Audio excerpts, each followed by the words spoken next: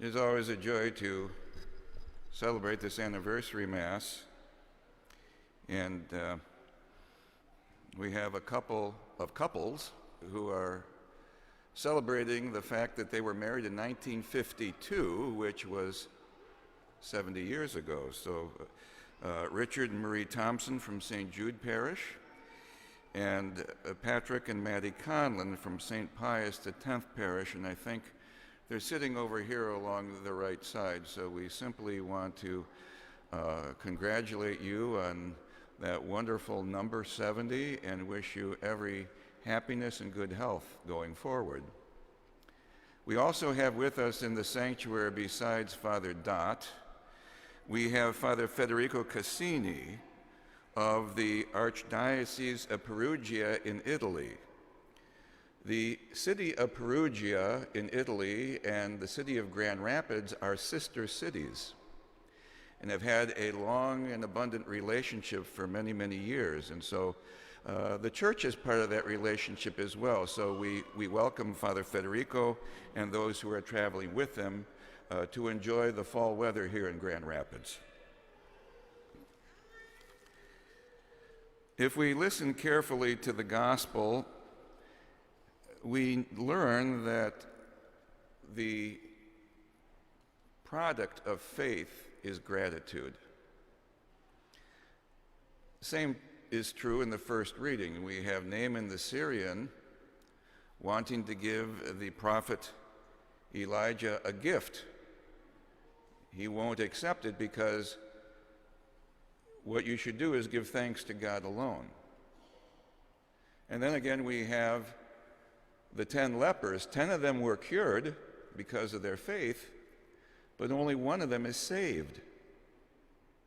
It is only to the one who turns back, glorifying God, giving thanks to God, and who falls at the feet of Jesus and thanks him, that to him Jesus said, "Stand up and go, your faith has saved you."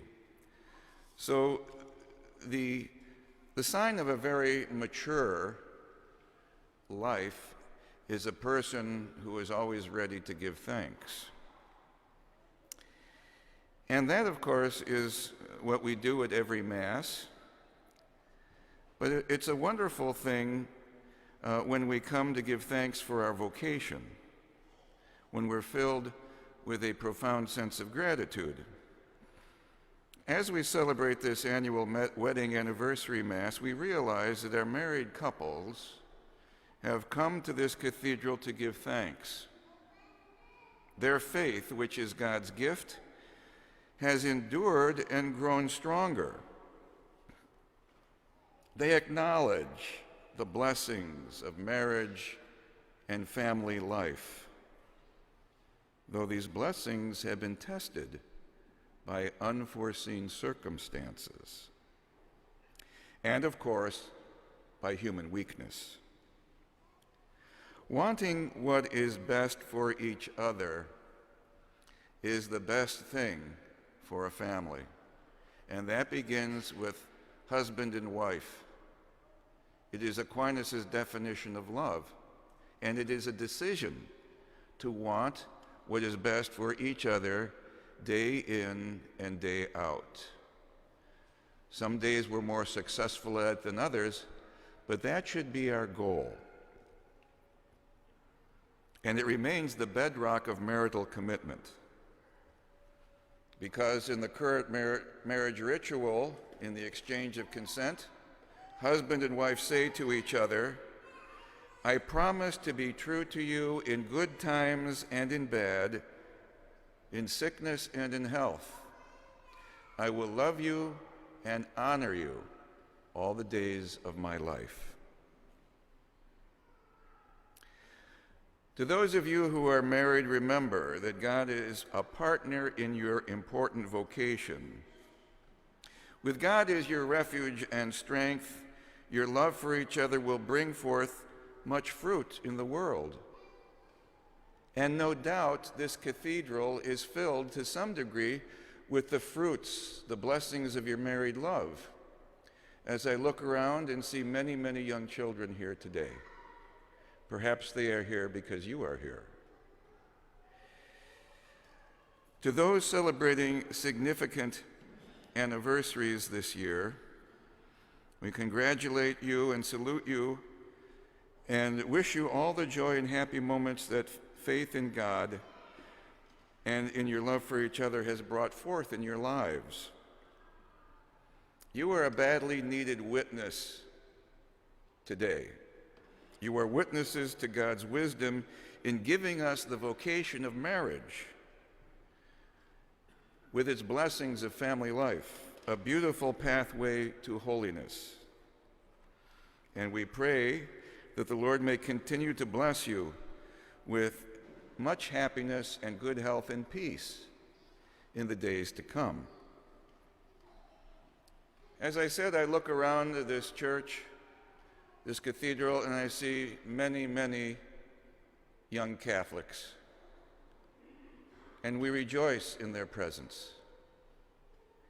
This month, October, is Respect Life Month, and if there's one thing that married life does, it gives a man and a woman the opportunity to be co-creators in God's creative plan.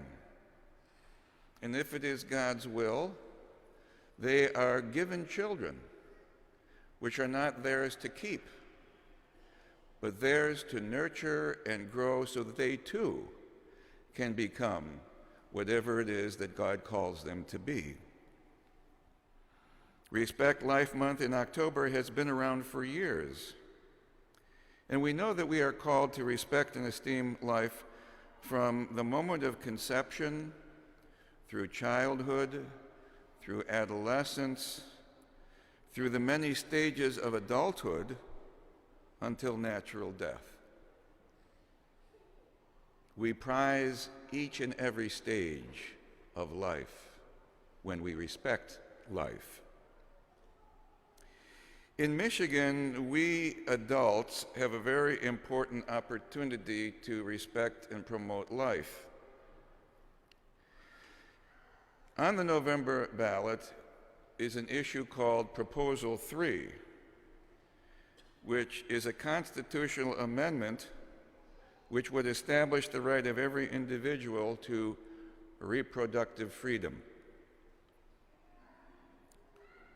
Now, some voters may think that a yes vote on Proposal 3 would simply take us back to the 1973 decision of Roe versus Wade, and that would codify that decision.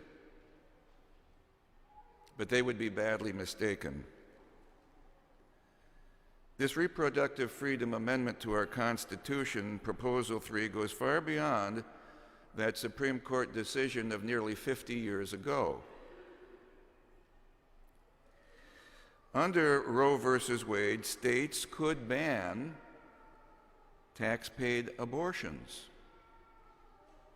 States could require parental notice or consent before a minor had an abortion, much less a sterilization procedure. It would uphold conscience formations for medical personnel. It would preserve the tax-exempt status for religious hospitals that refuse to perform abortions. All of these protections established in our state over many years would become unconstitutional if this proposal passes. Now, in the Catholic Church does not endorse any political party. The Catholic Church does not endorse any individual candidate for office. But it does endorse issues which touch upon the common good. 4 years ago, the bishops of Michigan urged a no vote on the proposal to legalize recreational marijuana. In 1998, the bishops of Michigan urged a no vote on a referendum to legalize assisted suicide in our state. You may remember Dr. Ted Kevorkian. Proposal 3, with its nearly unrestricted access to abortion, is surely a matter affecting the common good. Indeed, it is a human right. It's not a particularly Catholic issue, though it certainly is. It is a human rights issue. Because without the right to life, nobody can enjoy all the other rights that we are so familiar with. So what can you and I do? Well, first of all, we can pray. That is how we came with the Dobbs decision after nearly 50 years of praying, which determined there is no constitutional right to abortion in our U.S. Constitution.